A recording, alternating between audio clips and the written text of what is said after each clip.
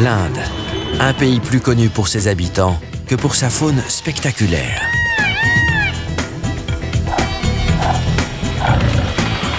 C'est une des régions les plus surpeuplées du pays.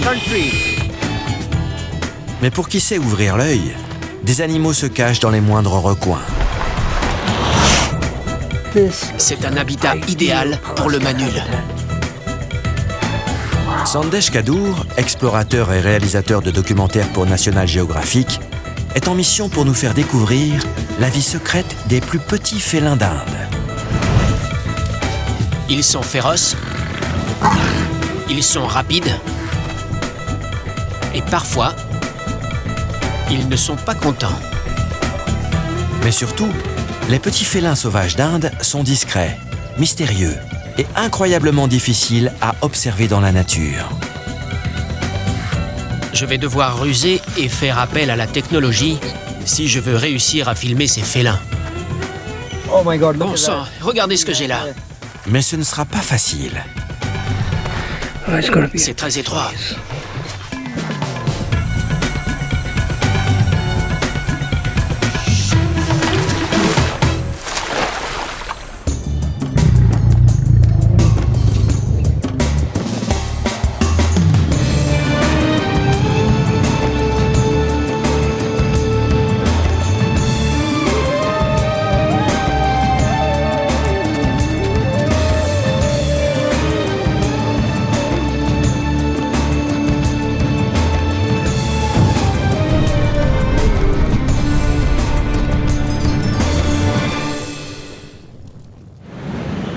L'Inde abrite une dizaine d'espèces de petits félins. C'est plus que n'importe quel autre pays. Presque tous les types d'habitats leur conviennent. Des jungles denses et humides, au désert froid et sec de l'Himalaya. Sandesh est en route pour nous faire découvrir ces petits félins encore méconnus.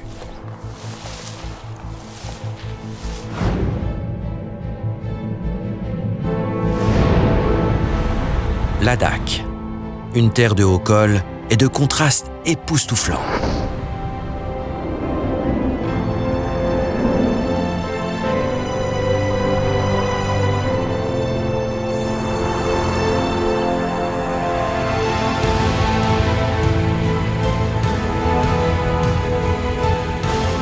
Les hivers glaciaux et les étés chauds et secs rendent la survie difficile dans ces contrées.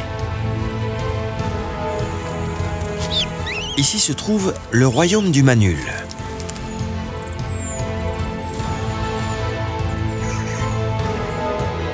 Quand le Manul a été décrit pour la première fois en 1776, on a pris ce félin à l'air bougon pour l'ancêtre du chat persan. Mais des comparaisons faites plus tard ont montré l'absence de lien. Sandesh est ici pour en savoir plus sur ce petit félin mystérieux et méconnu. Nous sommes à Ladakh. C'est le Trans-Himalaya. C'est censé être une région abritée des pluies, avec très peu de précipitations. Mais regardez, j'ai jamais rien vu de tel. Des pluies inattendues ont dégradé la route.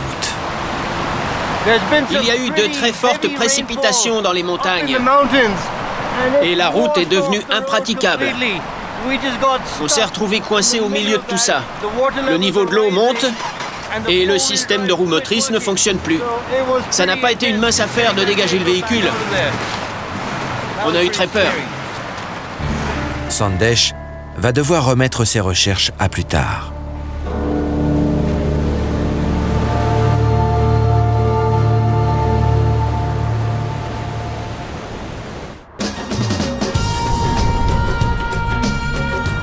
La météo s'est calmée. Sandesh part vers l'est en direction du haut plateau désertique du Changtang.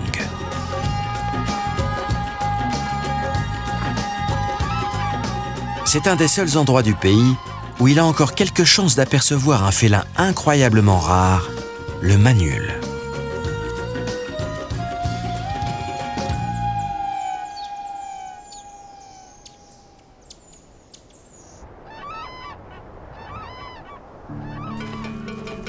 Les nomades qui vivent ici sont les Changpas. Ils font paître leur bétail sur ces terres depuis des générations. Si quelqu'un a vu un manul de près, c'est certainement eux.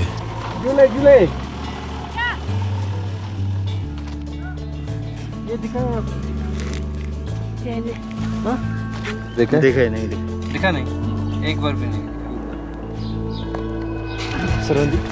वहाँ पे वही Après avoir interrogé beaucoup d'éleveurs, il semble qu'aucun d'eux n'ait vu de manul. Si je veux les trouver, je dois d'abord trouver ce qu'ils mangent.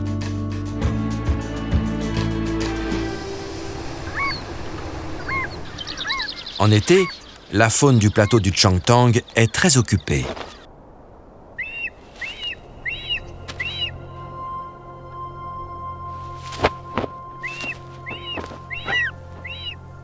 Les marmottes sont les plus gros rongeurs du Trans-Himalaya. Elles sont à peu près de la même taille que les manuls, mais font le double de leur poids.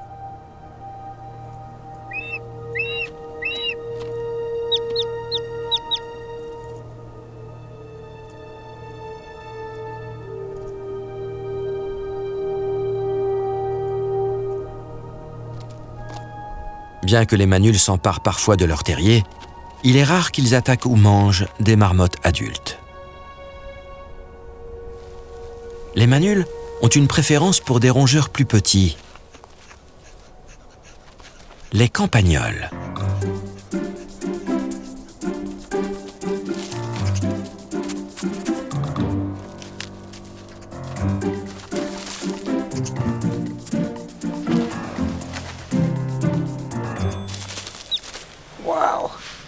Regardez tous ces terriers de campagnols. C'est ça que cherche le manul. Cet affleurement rocheux au milieu d'une prairie luxuriante serait un abri parfait pour un manul.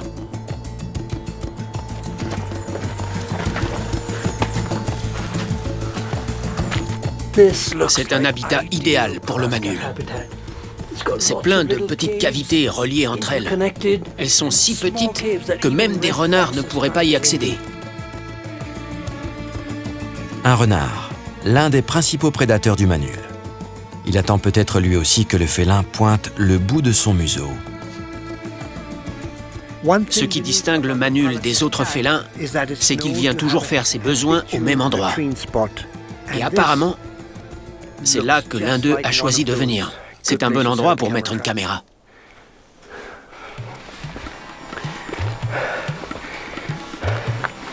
Pourquoi ce félin vit-il tout là-haut?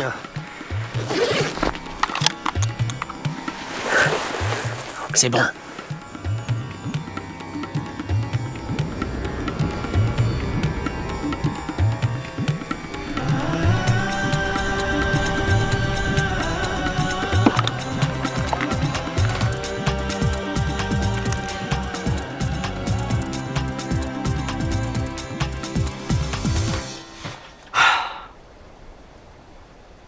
Les gens d'ici ne l'ont jamais vu.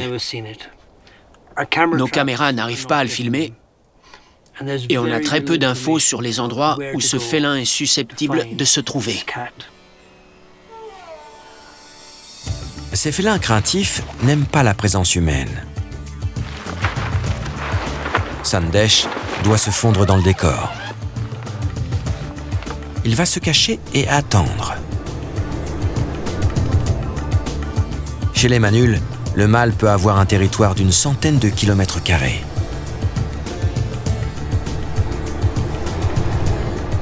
Ça complique la tâche.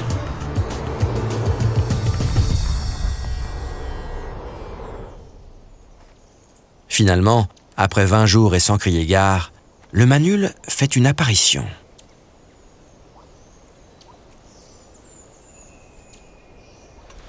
Regardez-le. Il est assis là-haut, en haut de ce rocher. On le distingue à peine. Il a des oreilles arrondies, situées bas de part et d'autre de sa tête. C'est un de ses traits distinctifs. En fait, son nom scientifique vient du mot grec « autocolobus », qui signifie « qui a des oreilles laides ». Ce n'est pas vraiment approprié pour ce magnifique félin. Apparemment, ils sont deux. L'un d'eux a la queue coupée. Quelle fourrure! Son pelage est plus long et plus épais que celui des autres félins qu'on trouve ici. C'est l'une des caractéristiques les plus remarquables. C'est ce qui le rend parfaitement adapté à cet environnement. Il fait moins 30 en hiver. Et ce félin n'en souffre pas du tout. Il est ici chez lui, dans l'Himalaya, à 4500 mètres d'altitude.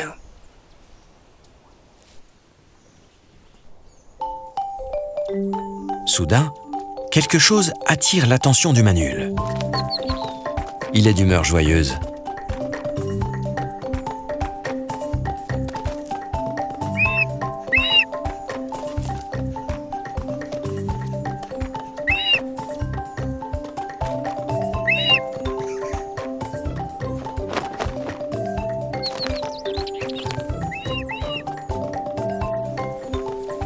Je n'arrive pas à y croire. Je viens de voir et de filmer un des félins les plus incroyables qu'on peut trouver en Inde. Sandesh dit au revoir au manul. Mais il existe ici d'autres félins encore plus difficiles à trouver.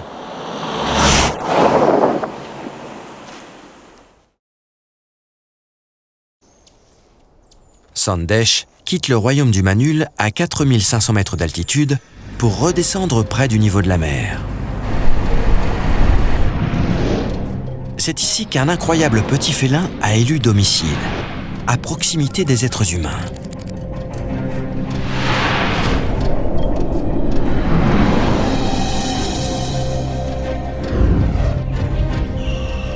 À première vue, ce paysage de plantations et de marécages peut sembler idéal pour un félin qui aime le poisson. Mais les apparences sont parfois trompeuses.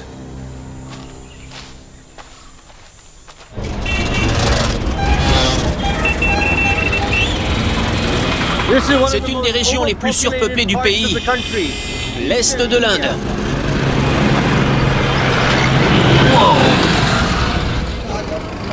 Sandesh se trouve dans le Bengale occidental, dont l'emblème est le chat pêcheur. Je me rends chez Bappa, un homme d'affaires passionné par la faune sauvage. Il a des renseignements concernant un chat pêcheur qu'il a aperçu.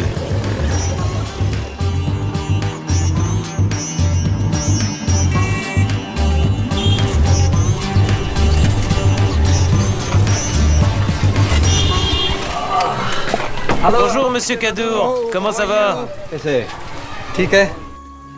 J'ai hâte de voir ce qu'il a à me montrer. Mais d'abord, une tasse de chai. Je n'ai jamais vu de chat pêcheur de toute ma vie. Et je sais à quel point il est difficile d'observer des petits félins dans la nature. Bappa me raconte qu'un chat pêcheur vient près de son étang et pêche son dîner tous les soirs. J'ai quelques doutes. Et soudain, il me montre des preuves. Bappa a réussi à en filmer un juste derrière sa propriété.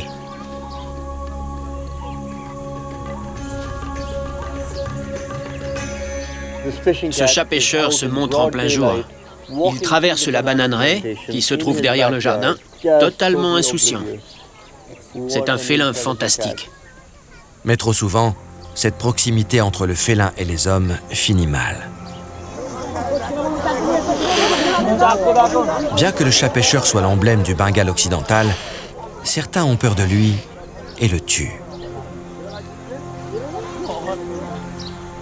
Mais ce jour-là, Bappa a convaincu les gens de lui rendre sa liberté. Tout le monde ne se montre pas hostile. Près d'ici, une famille a pris sous sa protection une femelle pendant qu'elle élevait ses petits.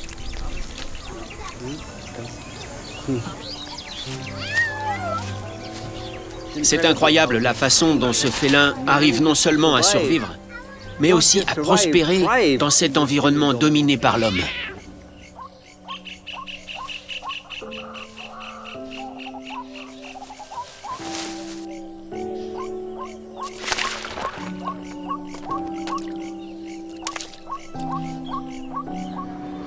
Plus tard, dans la soirée, tandis que les gens vont se coucher, Sandesh se prépare pour une filature.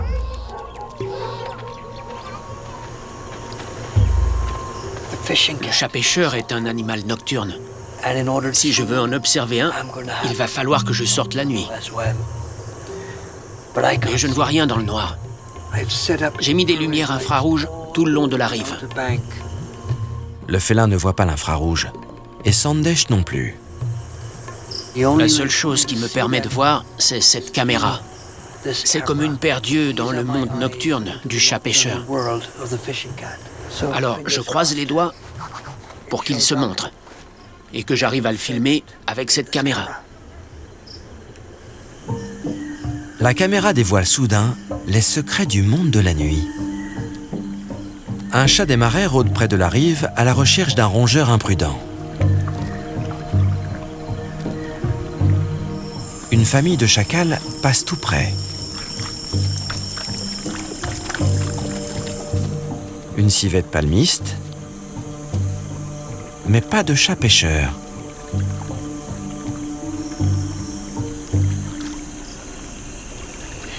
Il est 2 heures du matin et le chat pêcheur vient juste d'arriver.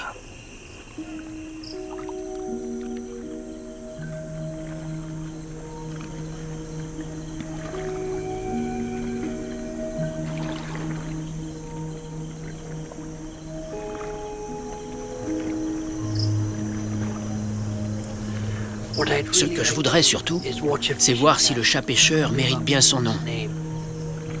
Je veux voir un chat pêcheur attraper du poisson. Le chat pêcheur vit sur des terrains marécageux et il n'hésite pas à se mouiller les pattes. Il peut même nager sous l'eau sur une bonne distance.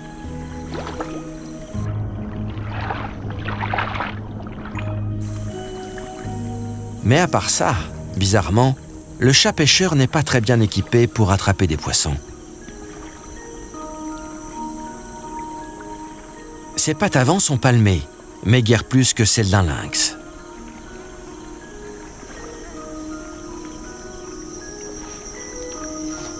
Ses griffes ne sont pas particulièrement longues et ses molaires ne sont pas très pointus.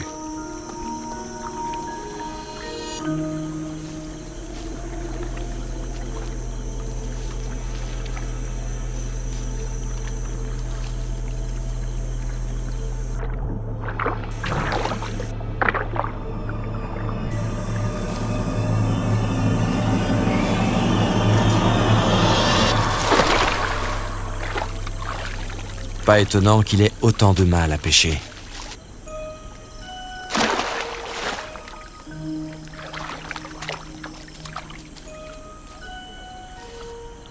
Ce qu'il lui faut, c'est de la patience et peut-être aussi un point d'observation plus élevé.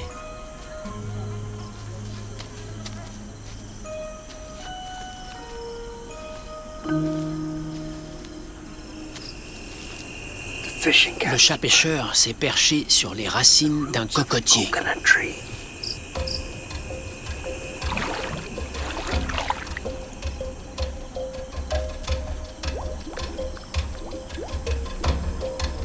Il y a beaucoup de poissons.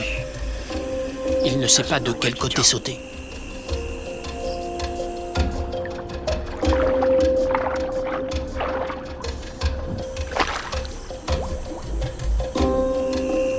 Il lui faut une sacrée dose de patience. Une sacrée dose de concentration pour rester comme ça, à attendre pendant des heures. Regardez ses muscles. Ça y est, il y va.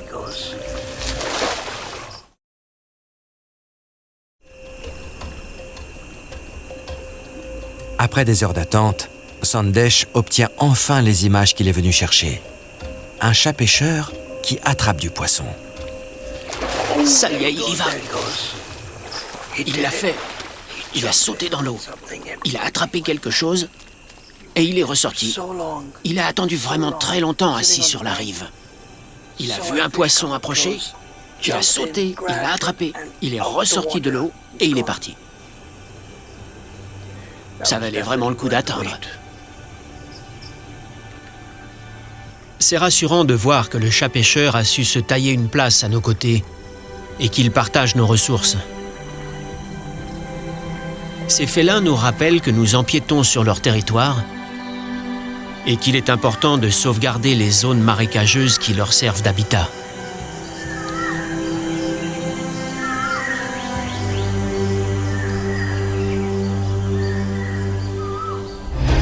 Sandesh quitte les marécages du chat pêcheur et parcourt près de 2000 km vers l'ouest pour rejoindre le Gujarat. On y trouve un félin qui prospère dans un des milieux les plus secs et les plus rudes du pays.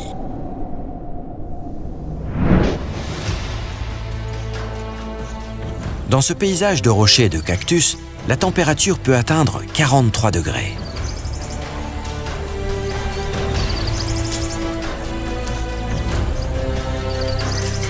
Les animaux vivent sous terre et sortent généralement la nuit. Ils tirent de leur nourriture l'eau dont ils ont besoin.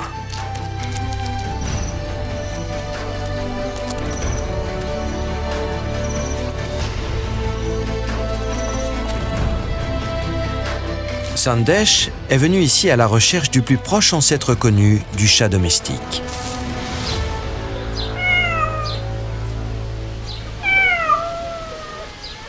La domestication des chats pourrait remonter à plus de 400 000 ans, quand ils ont commencé à rôder autour des villages et à chasser les nuisibles. Les chats domestiques ressemblent encore à leurs ancêtres sauvages. On signale souvent à Sandesh des chats ornés alors qu'il s'agit de simples chats domestiques tachetés. Mais cette fois, ce n'est pas le cas. On est bien en présence d'un chat orné. C'est sûr? Oui, à 100%. Qu'est-ce qu'il mange? Un francolin gris. D'accord. On reconnaît les plumes.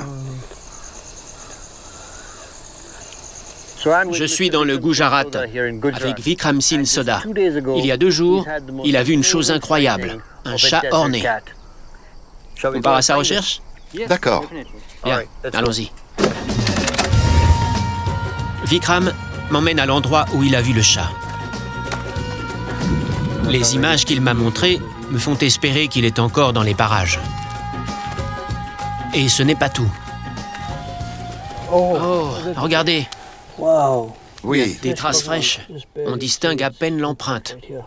On vient de trouver une empreinte récente de ce qu'on pense être le chat orné que Vikram a vu il y a quelques jours.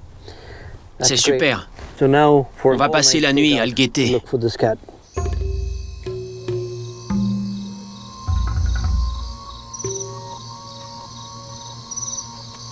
Sortant de l'obscurité, le félin vient s'asseoir sur un rocher. Ce chat est absolument magnifique. On dirait un léopard miniature. C'est incroyable. C'est la première fois que j'en vois un en liberté. Oh, le voilà.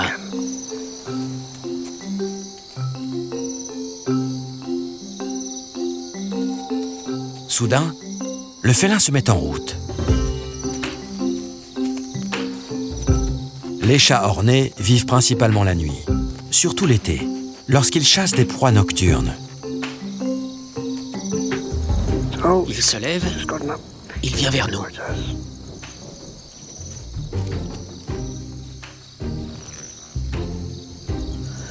Il est en chasse.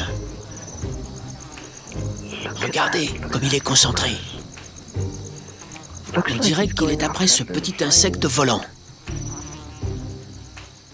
Oui, Il ne ressemble pas seulement à un chat domestique, il se comporte comme tel.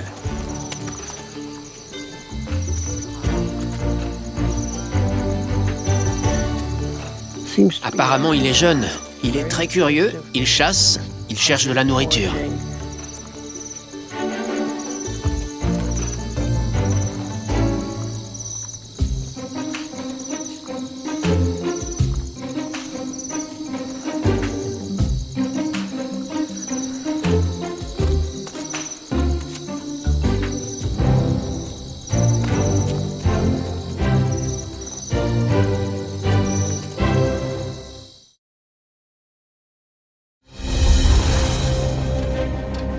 Après les déserts de l'ouest de l'Inde, Sandesh se dirige vers le sud en direction du plateau du Décan.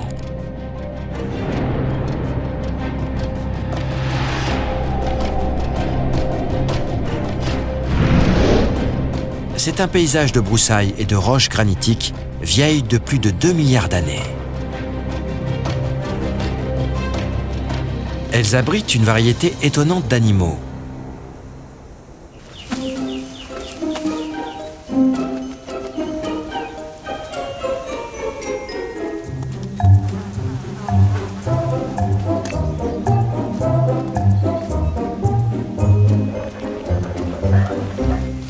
Ici règne en maître le féroce chat des marais.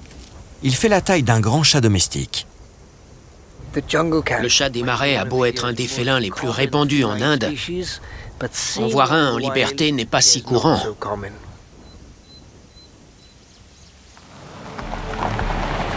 Le plateau du Décan abrite une vaste population de ces petits félins, mais ils ont failli perdre leur habitat au sein de ces rochers.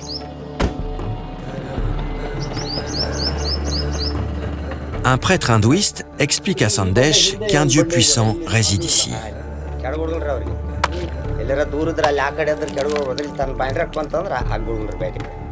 Il me raconte qu'il y a quelques années, une compagnie minière à la recherche de matériaux de construction a commencé à dynamiter les rochers. Mais les gens d'ici se sont battus pour sauver leur temple. Pour le moment, le dieu des rochers a gagné.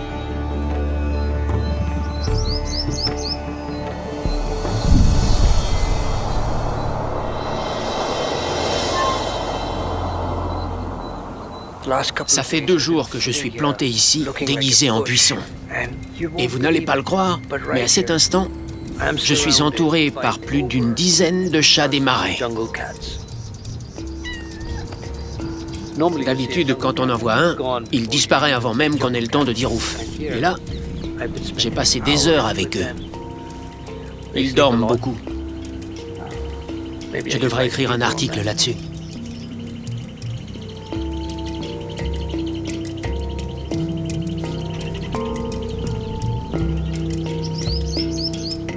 Le big boss ici est un grand mâle.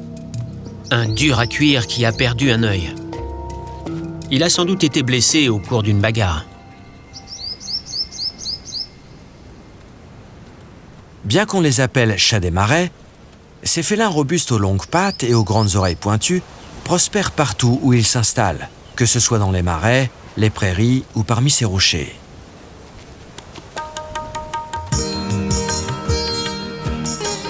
À la mi-journée, le plateau du Décan devient une fournaise et il n'y a pas grand-chose d'autre à faire à part s'allonger et piquer un petit somme.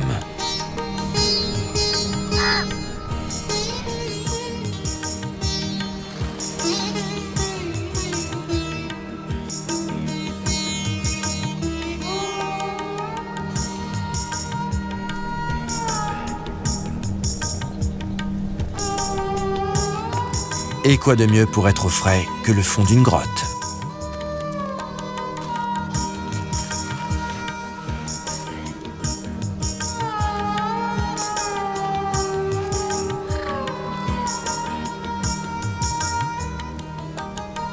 Quand l'air se rafraîchit, les chatons partent jouer les explorateurs.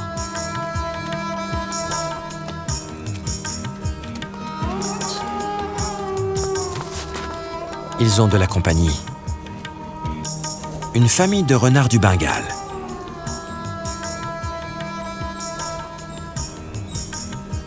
Les renardeaux et les chatons ne se quittent pas des yeux et gardent leur distance. Mais la menace ne vient pas de là.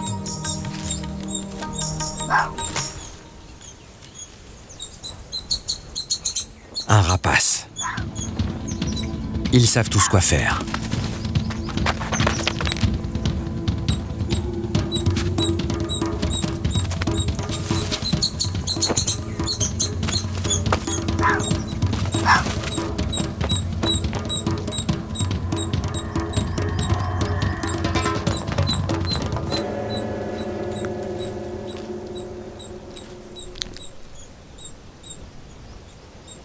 Une fois le rapace parti, les jeux peuvent reprendre.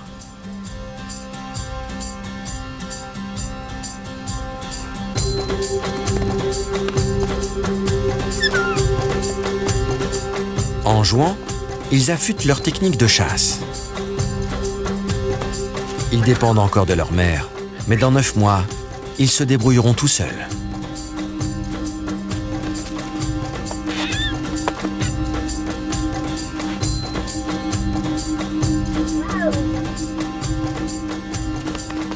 Il fait bon être un chat des marais au milieu de ces rochers sacrés.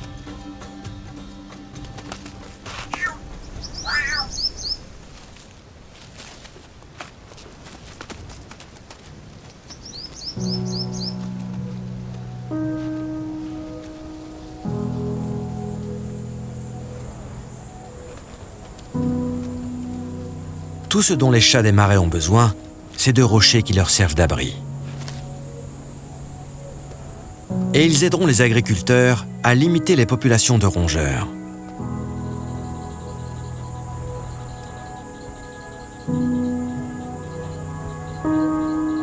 Je suis très content que les gens d'ici se soient opposés à la compagnie minière et qu'ils aient protégé ces rochers qui abritent tant de vie.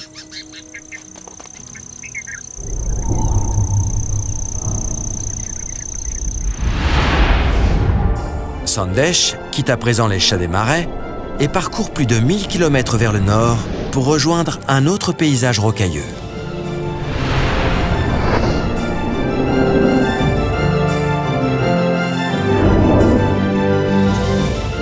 Voici le territoire du léopard. Bien qu'il soit la star de ces lieux, il les partage avec un félin particulièrement méconnu. Le chat rubigineux.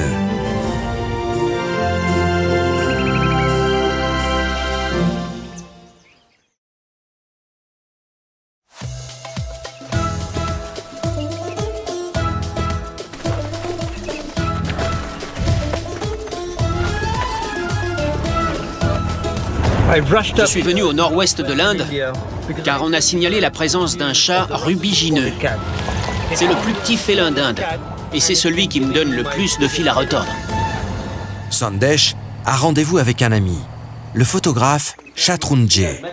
Il a réussi à prendre en photo ce félin si discret. J'ai hâte de voir. Il faut le voir pour le croire. Oui, c'est bien un chat rubigineux. Bien joué. Avec un poids d'1,5 kg seulement, le chat rubigineux est un des plus petits félins au monde et le plus petit d'Inde. Et ce n'est pas tout. Shatrunjay me montre une autre photo prise par un ami quelques jours plus tôt. C'est incroyable. Tu as caché des caméras? Oui, on en a mis quelques-unes.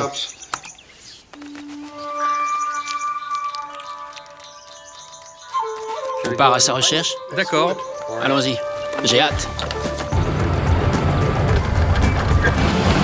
Ces collines sont le terrain de jeu de Shatrunjay. Il connaît chaque rocher sur des kilomètres à la ronde.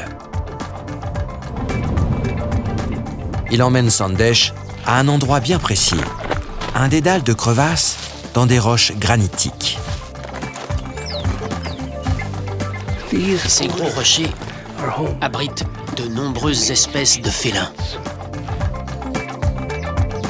Voici un vieil os. Sans doute un reste de proie. Probablement celle d'un léopard. C'est très étroit.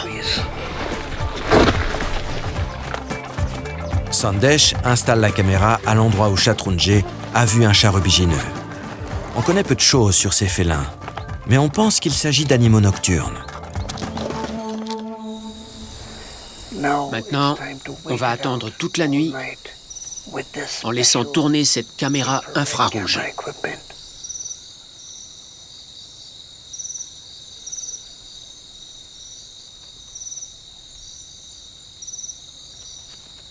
Il vient vers l'arbre. Oh, le voilà. Il est vraiment adorable. Une autre raison pour laquelle les gens arrivent rarement à voir ces petits félins, c'est parce qu'ils sont principalement arboricoles et qu'ils passent beaucoup de temps perchés dans les arbres. C'est là qu'ils chassent des petits oiseaux, des geckos et même des insectes. Il vient de se relever.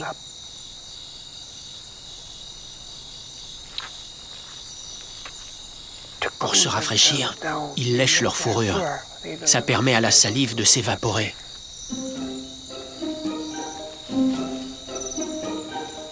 Pendant que Sandesh filme le chat en train de dormir, l'autre caméra filme un spectacle étonnant.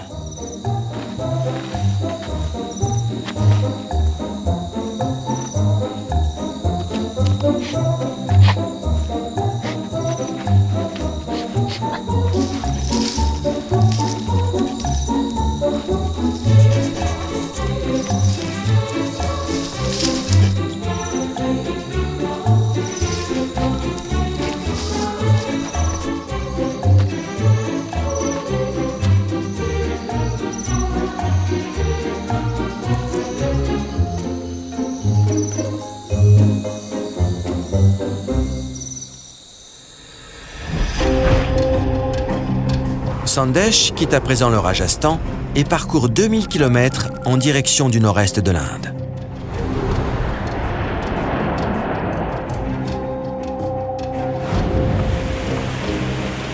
Ce territoire de jungle brumeuse abrite le plus grand des petits félins ou le plus petit des grands félins.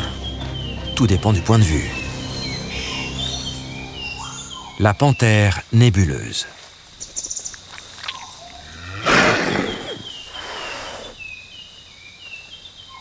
Baptisé ainsi à cause de ses taches en forme de nuage, c'est le félin qui possède les plus grandes canines proportionnellement à la taille de son crâne, ce qui lui vaut d'être comparé au tigre à dents de sabre. Observer ce félin en liberté est un rêve de longue date pour Sandesh. Il y a quelques années, j'ai participé à un projet pour sauver 2 panthères nébuleuses orphelines. Pendant 2 ans, j'ai observé ces boules de poils sans défense devenir de jeunes panthères espiègles. Jusqu'à ce qu'elles soient finalement relâchées dans la nature.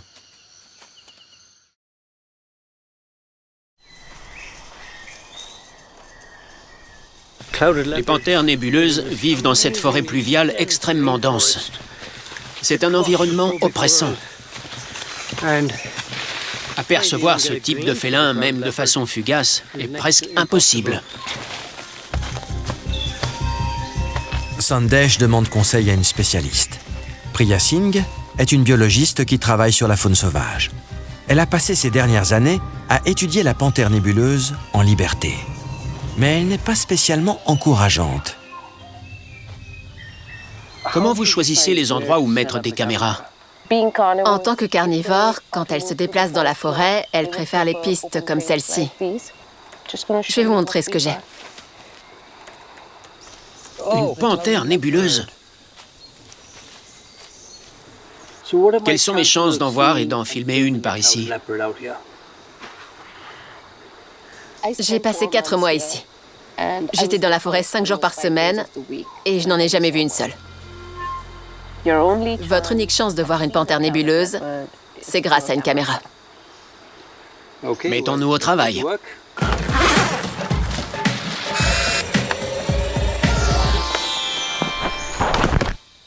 Sandesh a installé un réseau de caméras dans la forêt. En attendant que les caméras fassent leur travail, je veux quand même essayer de voir une panthère nébuleuse de mes propres yeux. Et peut-être même la filmer. J'ai apporté des provisions. Bananes, fruits et noix. J'ai des ampoules infrarouges, une caméra. Tout est prêt. Maintenant, il faut que le principal protagoniste se montre.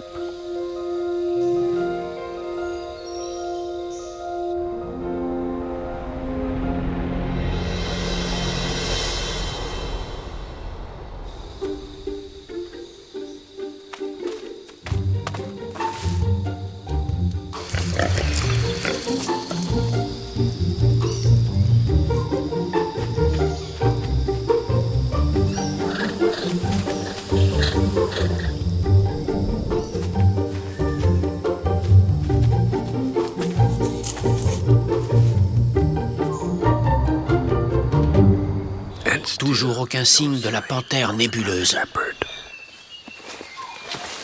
Après une semaine, il est temps de vérifier les caméras.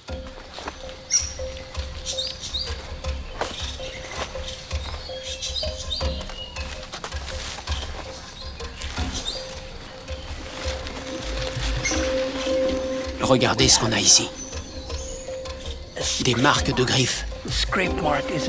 C'est le signe qu'un félin a emprunté cette piste. C'est juste à côté d'une de nos caméras. C'est très probablement une panthère nébuleuse. Allons voir les images.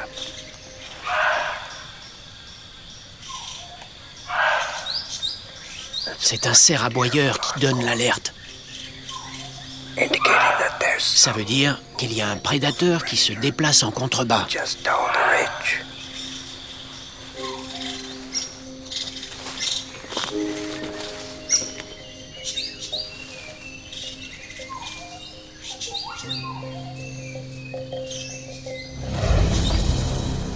Une panthère! Bon sang! Regardez, elle est passée juste ici. Super! On a une panthère nébuleuse. Ouais, super. Maintenant, il faut vérifier la grande caméra.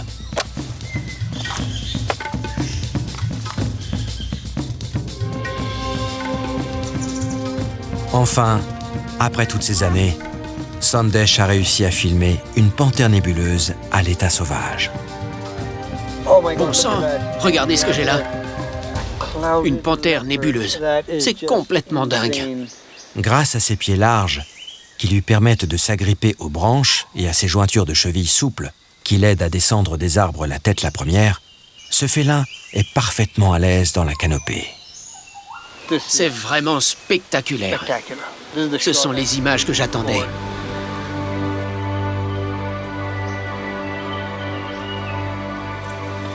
Bien, on peut remballer et partir.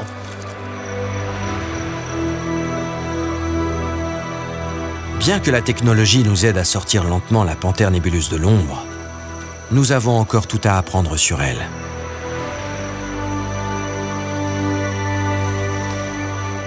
Il est bon de savoir qu'il reste encore des félins qui gardent leur mystère.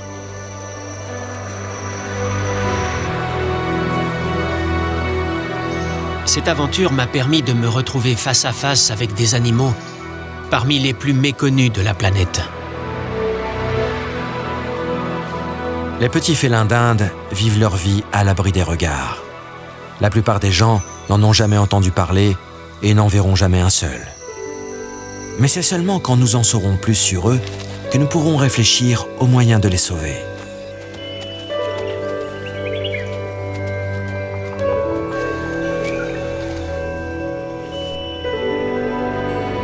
J'ai hâte de revenir et de vous révéler d'autres secrets sur les petits félins qui vivent en Inde.